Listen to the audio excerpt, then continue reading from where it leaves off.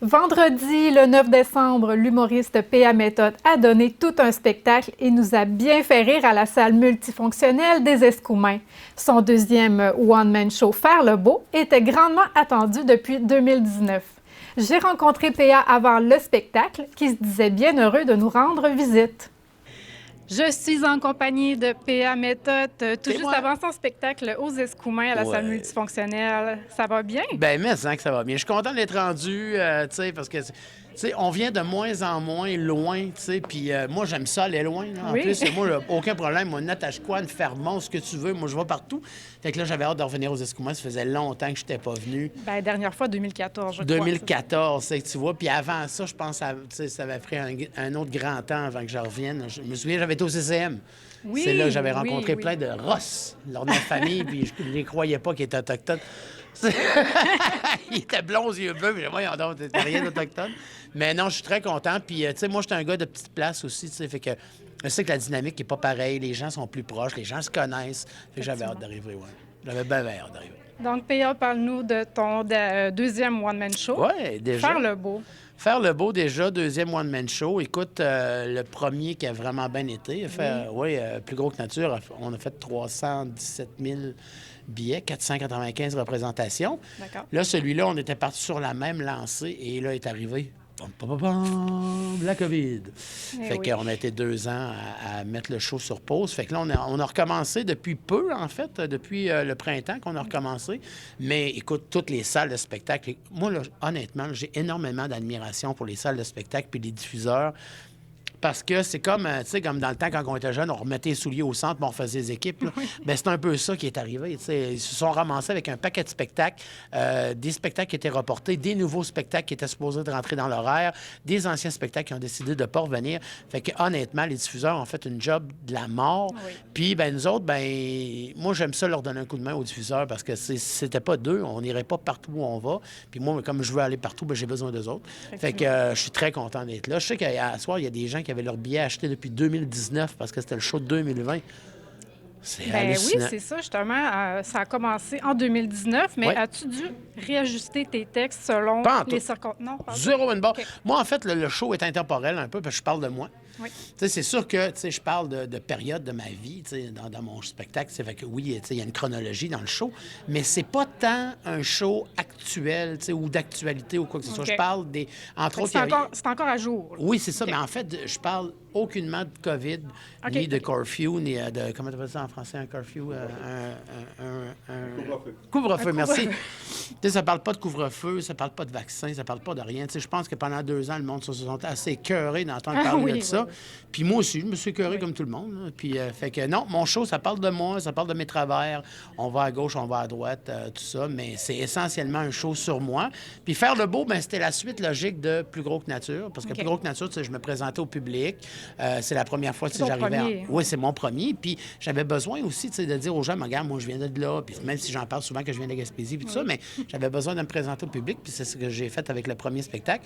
Celui-là, c'est plus en 2019, j'avais 45 ans. Puis, tu sais, c'est plus un constat d'un gars de 45 ans qui se dit...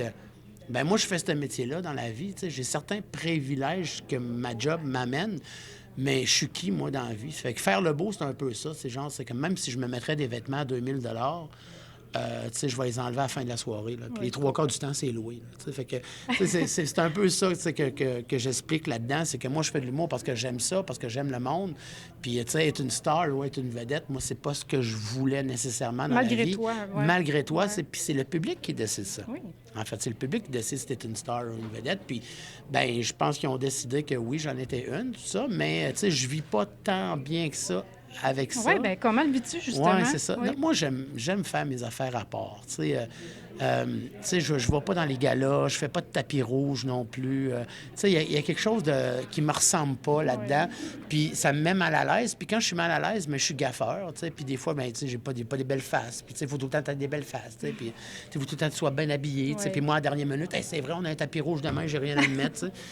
Fait que j'explique un peu ça dans le spectacle. Tu sais, que moi, j'habite à Québec, je suis loin de l'établissement de Montréalais. Puis, puis j'ai encore ma grosse fibre de Gaspésien. Tu sais, c'est comme moi, j'étais un gars qui a été élevé sur la plage puis dans le bois. Tu sais, fait que moi, la ronde, là, c'était un rêve dans ma vie, tu sais, d'aller à la ronde, tu sais, d'avoir un restaurant 24 heures. Il y a du monde qui serve la bouffe la nuit, tu sais. Fait que c'est un peu ça que je raconte dans ce show-là. Ça me ressemble beaucoup, beaucoup, beaucoup. D'accord. Projet 2023, peut-être? Ouais. Bien, en fait, là, on vient de terminer le tournage de Cœur de Troqueur. Oui. Oui, ça, Parle-nous-en aussi de Cœur de Troqueur, le tournage. Un beau cadeau qui m'est tombé dans les mains tout de suite après la pandémie. En fait, c'est L'amour est dans le pré, mais version troqueur. C'est exactement la même équipe de prod. C'est la même équipe. C'est la même équipe, c'est le même fondement, c'est organisé pareil, tu sais, tout ça. Sauf que là, au lieu des agriculteurs puis des cultivateurs, ben c'est des troqueurs. Puis moi, ben, ça m'intéressait, moi, d'en savoir plus sur les troqueurs, tu sais, parce que, bon, tu sais, durant la pandémie, tu sais, on a entendu parler qu'il y avait bien des troqueurs qui sont allés à Ottawa, puis tout ça, mais il faut aller en dehors de ça. Mais aussi considérer ce qu'ils ont fait là aussi. Fait que je rencontre des troqueurs à la grandeur du Canada. Je me promène en troc. Ça, c'est le fun. Ouais. Hey, tu t'aimerais ça, je pense. Oui. Écoute, un petit cheese oignon cru dans un truck stop. Et ça, mais t'adorerais ça. Oui. Puis surtout, c'est qu'ils ont une job atypique comme la mienne. Ils sont toujours sur la route.